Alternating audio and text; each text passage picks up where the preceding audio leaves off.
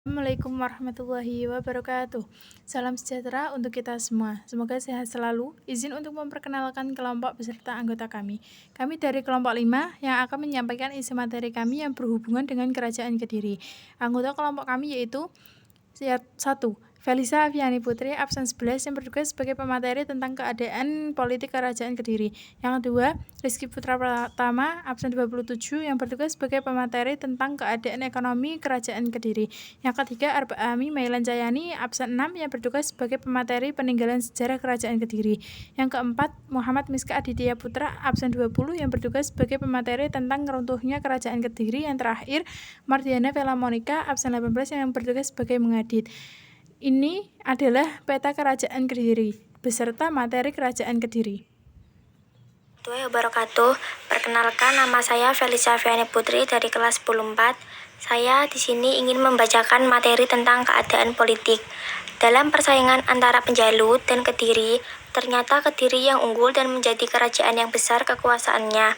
Raja terbesar dari kerajaan Kediri adalah Jayabaya 1135 sampai 1157.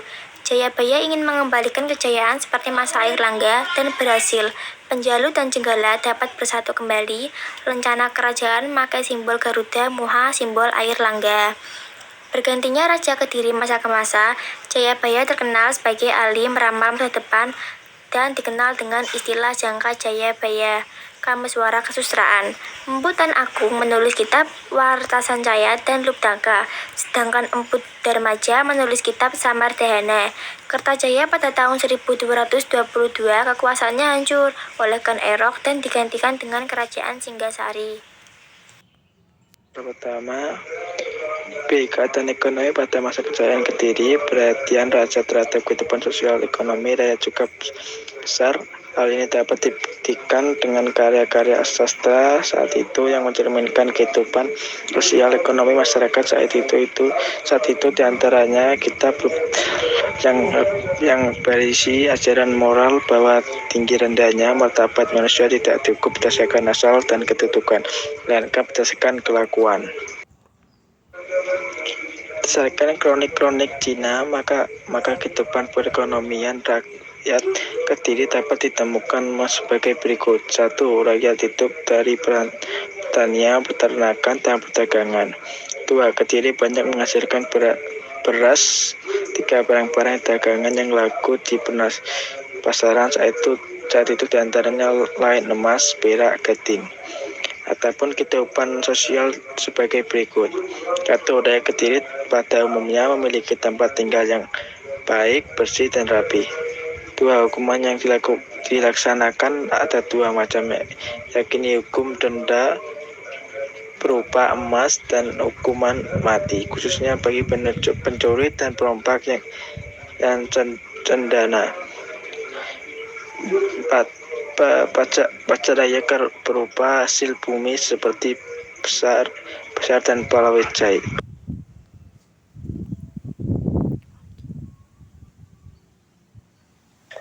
Halo, aku Arba Ami Mailan Jayani. Di sini saya akan menyampaikan materi tentang peninggalan Kerajaan Kediri. Selama hampir 2 abad berkuasa, Kerajaan Kediri mencapai puncak kejayaan ketika diperintah oleh Raja Jayabaya 1135 sampai 1159 Masehi. Berikut peninggalan Kerajaan Kediri. Prasasti ketinggalan Kerajaan Kediri. 1. Prasasti Kamulan. 2. Prasasti Jaring. 3. Prasasti Sirah Keting. 4. Prasasti Ngantang. Candi peninggalan Kerajaan Kediri. Candi Penataran. Candi Penataran terletak di Desa Penataran, Kecamatan Glengok, Kabupaten Blitar. Dibantu candi-candi di Jawa Timur lainnya, komplek Candi Penataran merupakan yang terluas dan terlengkap unsur-unsurnya. Komplek candi seluas 1,5 hektar ini terdiri dari 3 halaman. Pada halaman ketiga terdapat bangunan candi induk dengan ukuran terbesar. Di sebelah selatan candi induk ini terdapat prasasti yang dikeluarkan oleh Raja Srenggo dari Kerajaan Kediri. Isi prasasti tentang peresmian sebuah perdikan untuk kepentingan Siro Panduko Botoro Palah. 2. Candi milik gambar. Candi milik gambar lokasinya berada di daerah Sumber Gempol, Tulungagung. Bangunan candi yang dibangun pada 1214. Saka ini memiliki relief unik dengan ukiran berbentuk sosok perempuan dan laki-laki. Selain kedua candi tersebut, terdapat Candi Tondowongso dan Candi Gurah sebagai peninggalan kerajaan Kediri. Kitab Peninggalan Kerajaan Kediri. Kitab Bathara Yudha. Kitab Bathara Yudha karangan Empu Senta dan Empu Panulu pada 1157, termasuk peninggalan dari Kerajaan Kediri yang cukup terkenal. Isi Kitab Bathara Yudha menceritakan peperangan di antara kaum Kurawa dan Pandawa. Saat ini kitab kuno tersebut disimpan di Perpustakaan Dokumentasi Budaya Bali. 2. Kitab Krisnayana. Di masa Kerajaan Kediri, karya sastra mengalami kemajuan dan salah satu karya dari Kerajaan Kediri adalah Kitab Krisnayana saat masa pemerintah Raja Jayaswara. Isi Kitab Krisnayana karya Empu Triguna mengenai riwayat hidup Kresna, yaitu seorang anak yang dengan kekuatan super yang suka menolong. 3. Kitab Semorodono. 4. Kitab Lukdoko. 5. Kitab Arjuna Wiwuh. Halo, nama saya Muhammad Miska Aditya Saputra. Saya di sini akan menjelaskan tentang penyebab runtuhnya Kerajaan Kediri. Penyebab runtuhnya Kerajaan Kediri berawal dari terjadinya konflik antara Kertajaya dan kaum Brahmana.